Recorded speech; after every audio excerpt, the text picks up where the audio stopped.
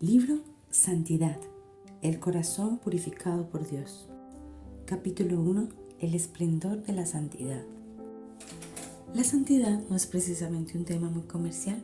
No es el que ocupa los primeros lugares en la lista de libros más solicitados de las librerías cristianas. No existen muchas canciones famosas sobre la santidad y puedo contar con mis manos el número de mensajes que recuerdo haber oído sobre el tema. La santidad se discute en las clases de teología, pero rara vez en conversaciones cotidianas. Santo es un adjetivo que utilizamos para describir la Biblia, la comunión y la noche en que Cristo nació.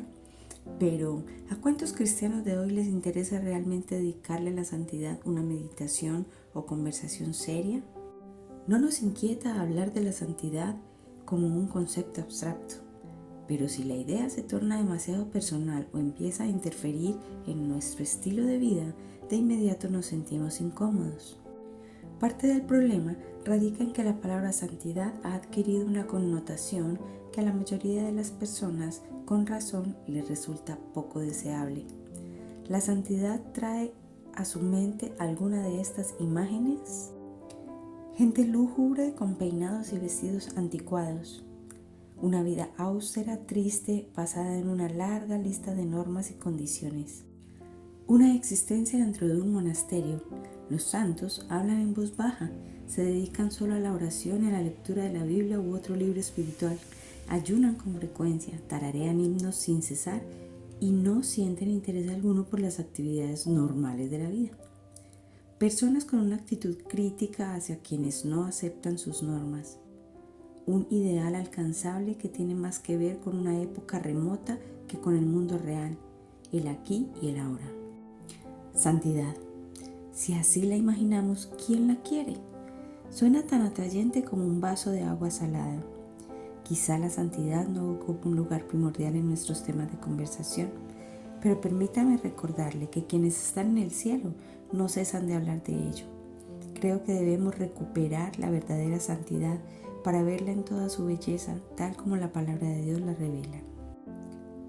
Tuve la dicha de crecer en un hogar donde la santidad era importante y se tomaba con seriedad, al tiempo que se la presentaba como algo maravillosamente deseable y atrayente. Desde mi más tierna infancia recuerdo haber pensado que la santidad y el gozo eran inseparables. Mi papá anhelaba ser tan puro como la nieve y nos alentaba a tener la misma aspiración. El pecado le molestaba en gran manera, ya fuera suyo, nuestro o el de otros. Al mismo tiempo, mi padre era un hombre feliz y en realidad disfrutaba de su vida con Cristo. Antes de su conversión, que tuvo lugar hacia los 25 años, él fue apostador bohemio que buscaba desenfrenadamente la emoción y la felicidad. Cuando Dios lo tocó y redimió, su estilo de vida cambió de manera terminante. Ya no deseaba los tesoros terrenales con los que había intentado llenar los vacíos de su corazón. Había hallado la perla de gran precio que por tantos años le faltó. Él amaba la ley de Dios y nunca consideró la santidad como una carga.